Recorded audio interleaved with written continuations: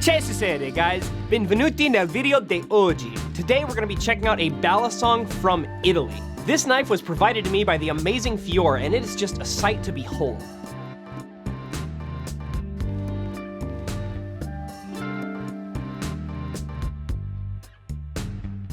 This knife is one I've been interested by and skeptical of for a very long time. Ever since I saw Fiore posting about their pinsless design on Instagram, I knew this knife was going to be pretty radical. And just looking at it, you can tell that it is. This knife has such an interesting organic shape that I think it really stands apart from other Balisongs that I've seen. I mean, just look at that blade. But does that interesting shape help or hinder flipping? Let's find out and see where this knife ends up on my Balisong list in just a minute, so stay tuned.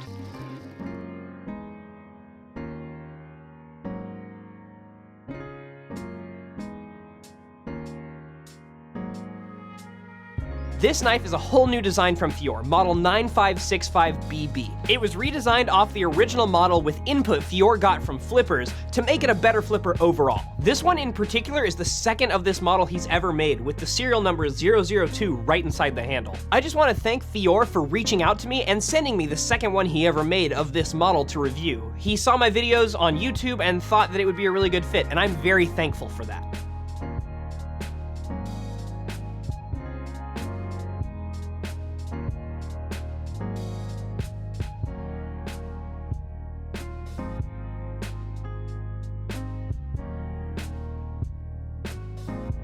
The weight of this knife is 4.2 ounces, which is more than the original at 3.7 ounces, and I think that's one of the biggest changes that's going to impact the flipping overall. It's 10 inches open and 5.6 inches closed with channel titanium handles and RWL 34 type blade steel. This steel is slightly less tough than S35VN, but it polishes out better, which I think is very fitting for this knife. But that's enough about the specs of this thing. Let's go ahead and talk about the design.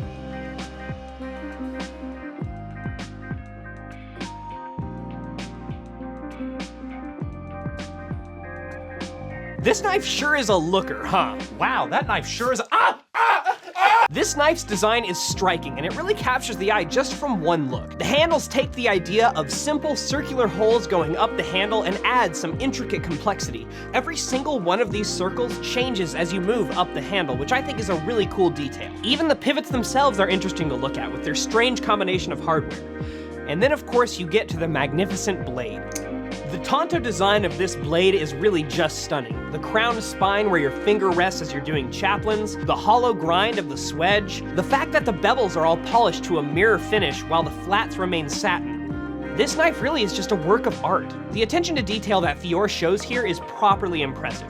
Every minute detail of this knife is artistically perfect. So much thought was put into this knife, and it really shows in the product's design.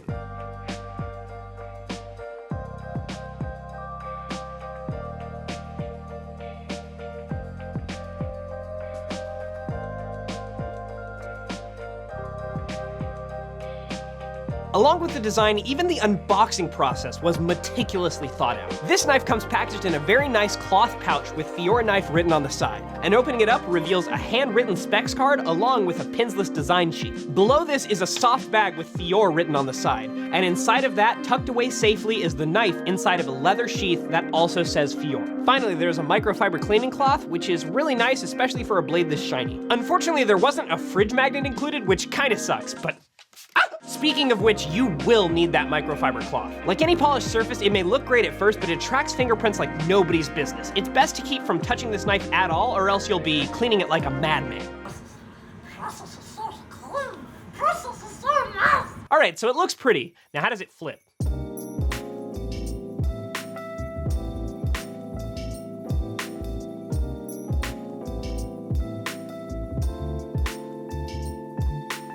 Well, to be totally honest, it's a lot better than the old one. The added weight makes this one feel a lot closer to a competent flipper than before. At 4.2 ounces, it feels fast and light while you're flipping, and changing direction is very easy with ricochets. Overall, I've found that aerials are pretty consistent with this knife, and the design of the blade means that it grips your finger very well during chaplains. However, this knife is a little strange balance-wise, even with the improved weight. The balance rests not on one of the holes, but actually between two holes, which is a little weird, especially because it's hard to grip that spot while you're fanning. Speaking of the holes, while I do love their visual design, design, their overall feel in the hands is definitely strange. It is something I got used to with time, but be aware it is weird at first. This knife, oddly enough, echoes the design language of the Atropos Kirot with its holes going up the handles. The Kirot is a great example of function over form. While it doesn't have the prettiest design, the handles feel very natural in the hands. The Fiore is the polar opposite, with beautiful handles and a peculiar feel. Also, the bizarreness of the balance can make rollovers a little bit weird, but it's not like the knife is gonna go flying off at random at any point. Also, while the hole pattern is a little bit odd, it is absolutely enough grip for most tricks, though the lack of texture on the end of the handles makes it a little bit weird for ladders and choker fans. The bearings on this knife feel amazing, very well done and super smooth. I haven't had to add any lube or even touch the pivot screws on this knife, no matter how much flipping I've done with it. This knife also has a wonderful clicky feel to the action, which is very good for when you're flipping fast for tactile feedback. Now I will say one thing to watch out for with this knife is the tip. It's crazy sharp, as Brandon can tell you, and you would really regret getting caught with it. This thing looks like it'll give even Jerry Home a run for his money.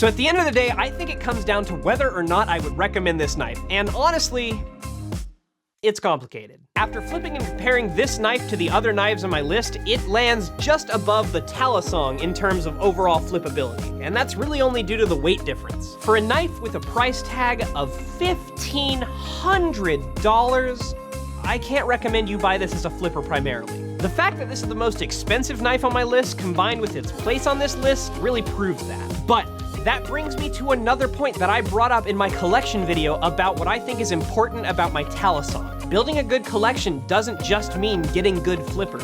It also means acquiring things that you find beautiful. You see, this knife is a luxury item. Honestly, any knife over $500 is probably a luxury item, but this one especially is a luxury item. And that title is taken as no joke by Fiore. From developing their own pinsless system to keeping track of every minute detail on this knife to even writing their specs card in fountain pen, this knife takes luxury to a whole new level. I think a good way of looking at buying this knife is similar to buying an Italian luxury car like a Lamborghini. While yes, the performance is part of the reason you buy it, and this knife definitely does perform, the real reason you spend that kind of money is because you want something of artisanal quality and beautiful craftsmanship. And I think that's what you're getting here. So if you're looking for an incredible collector's item that also happens to flip pretty well, I couldn't suggest anything more than this. This knife really is for people who have the disposable income to spend $1,500 on a luxury Balisong. And honestly, I think that part of the market is important. But if this isn't a comfortable fit for your particular budget, then honestly, I would suggest getting something cheaper that flips just as well, if not slightly better than it. You can check out all of my videos where I've reviewed knives from $30 up to $1,200 to get a good grasp on what might be in your budget.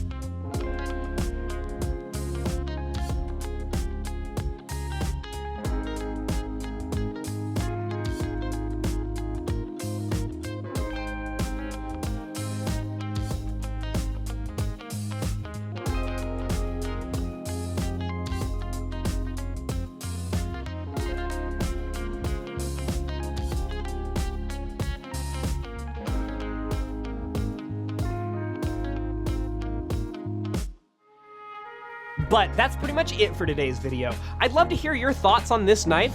Do you think the design is good enough to justify the price tag? What's the most that you would spend on a knife? I know I'm relatively well known for having a pretty spendy wallet when it comes to these knives, so I'd love to hear what your price cap would probably be. Make sure to follow my Instagram at VulpineAudio for behind the scenes looks and video announcements, and also follow my camera guy at The Brandon Baker for really good photography. But yeah, that's pretty much it for the moment. Now, if you'll excuse me, I'm gonna go ahead and take Brandon to the hospital. Oh, no, don't cry, don't cry, don't cry. It's okay. Come on, come on, come on, come on. We're going to the hospital. We're going to the hospital. It's okay. It's okay.